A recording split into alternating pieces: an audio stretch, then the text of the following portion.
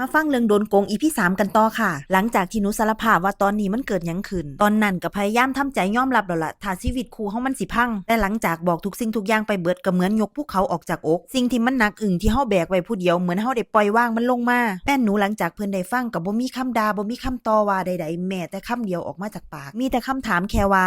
เรื่องนี้บ่ที่เฮ็ดให้นอนบ่หลับเบิดคืนแล้วเพิ่นก็เข้ามากอดแล้วก็บอกว่าบ่เป็นหยังมันได้เป็นไปแล้วเดี๋ยวค่อยหาทางแก้ไขกันเอาพอได้ยินแบบนี้แล้วน้ำตาแห้งไหลหนักออกมาอีกในใจตอนนั้นมันรู้สึกผิดแห้งในหัวตอนนั้นคิดเลยว่าคันผ่านจุดนี้ไปได้ต่อไปในอนาคตสิบ่มีเรื่องปิดบังกันเรื่องเงินทองอีกเลยหลังจากนั้นก็ปรึกษากัน2คนแต่ว่าบ่ทันได้แจ้งความเด้ค่ะคนในกลุ่มที่เจอคือกันก็มาตั้งกลุ่มปรึกษากันว่าเฮาสิเฮ็ดจังใดต่อไปดีหลายคนบ่กล้าแจ้งความพอถูกขู่ไว้ว่าถ้าโดนจับก็บ่ได้เงินแต่หนูกับแฟนเฮาตัดสินใจไปแจ้งความหนูนี่โซเลยว่าถ้ามันบ่ได้เงินก็ซามมันตัวเฮาคอยมันโดนจับคอยมันมีคดีติดโตในกลุ่มไลน์ผู้เสียหายก็ซอยกันคิดหาวิธีหลายๆวิธีเด้ค่ะบางคนก็ว่าเฮาต้องจ้างทนายว่าซั่นว่าพากันหาทนายมาแล้วก็มาหารเงินจ้างทนายกันเพราะซ้ำกำสัตว์อีกแล้วพี่น้องเอ้ยหนีเสือป่าจระเข้อีหลีจักไผต้มไผบัดนี้